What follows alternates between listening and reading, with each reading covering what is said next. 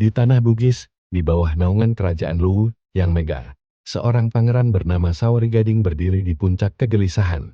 Hatinya terbelenggu oleh cinta terlarang, sebuah perasaan mendalam yang ia pendam untuk saudari kembarnya sendiri, Dwi Tenriabang. Ikatan darah yang seharusnya menjadi perekat persaudaraan, justru menjelma menjadi dinding pemisah yang tak terlampaui.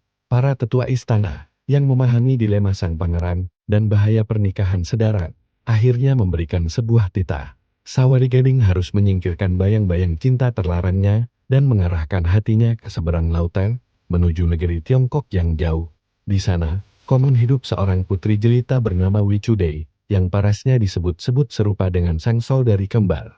Titah ini bukan sekadar perintah, melainkan sebuah jalan keluar, sebuah harapan baru yang terbentang di cakrawala. Dengan berat hati namun penuh tekad, Saori Gading menerima takdirnya untuk memulai sebuah pelayaran yang akan mengubah jalan hidupnya selamanya. Maka, dimulailah sebuah pelayaran agung. Pangeran Saori Gading, sang kesatria gagah dari Luwu, berdiri tegak di anjungan kapal pinisi yang kokoh. Layar raksasa membentang gagah, menangkap angin samudera yang membawanya menjauh dari tanah kelahiran. Di hadapannya, terhampar lautan biru tak bertepi, sebuah kanvas luas yang mencerminkan harapan dan ketidakpastian dalam hatinya. Tatapan matanya yang tajam menembus cakrawala, mencari jawaban atas takdir yang menantinya. Selama perjalanan, ombak besar menjadi kawan setianya, dan langit biru yang luas menjadi saksi bisu atas tekad seorang pangeran yang berlayar bukan hanya untuk menemukan cinta, tetapi juga untuk menemukan kembali dirinya. Kapal pinisi itu bukan sekadar alat transportasi, ia adalah simbol keberanian, perwujudan semangat pantang menyerah pelaut Bugis yang siap menaklukkan badai demi sebuah tujuan mulia. Setiap gebur ombak yang menghantam lambung kapal seolah menjadi pengingat akan beratnya meninggalkan masa lalu, namun juga menjadi dorongan untuk terus maju menyongsong masa depan yang gemilang. Setelah berhari-hari mengarungi samudra, kapal pinisi yang megah itu akhirnya merapat di sebuah pelabuhan ramai di negeri Tiongkok. Aroma rempah dan sutra menyambut kedatangan sang pangeran.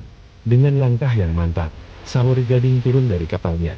Sosoknya yang agung dengan pakaian bangsawan Bugis segera menarik perhatian. Perjalanannya membawanya ke sebuah taman istana yang keindahannya seolah dilukis dari surga. Di tengah pavilion yang anggun dan bunga-bunga yang bermekaran, ia melihat seorang wanita. Dialah Putri Wicudei dengan rambut hitamnya yang disanggul rapi dan daun syikra yang membalut tubuh rampingnya dengan anggun. Saat mata mereka bertemu untuk pertama kalinya, dunia seolah berhenti berputar. Saori Gading terpesona oleh kecantikan sang putri yang memang serupa dengan saudari kembarnya, namun memiliki aura berbeda yang memancarkan kelembutan dan kebijaksanaan. Demikian pula Wicudei, ia terkesima oleh kegagahan dan tatapan tulus dari pangeran asing yang datang dari negeri yang jauh. Cinta yang bersemi di taman istana itu pun mekar dengan sempurna. Kisah mereka menjadi bukti bahwa cinta sejati mampu melampaui batas-batas lautan, budaya, dan perbedaan. Akhir yang bahagia pun tiba. Di atas geladak kapal pinisi yang sama, yang dahulu membawa Saori Gading dalam kegelisahan, kini ia berdiri berdampingan dengan Putri Wicudei. Mereka tidak lagi menatap cakrawala dengan keraguan, melainkan dengan senyum penuh kebahagiaan. Pelayaran kembali ke kerajaan Luwu bukanlah sekadar perjalanan pulang, melainkan sebuah prosesi agung yang melambangkan penyatuan dua jiwa dan dua budaya yang berbeda. Saori Gading, sang pangeran Bugis, dan Wicudei, sang putri Tionghoa, bersama-sama mengarungi lautan, siap memulai babak baru sebagai simbol harmoni dan cinta abadi. Kisah epik mereka terpatri dalam sejarah, menjadi warisan yang terus diceritakan dari generasi ke generasi, sebuah legenda tentang keberanian, takdir, dan kekuatan cinta yang mempersatukan dunia.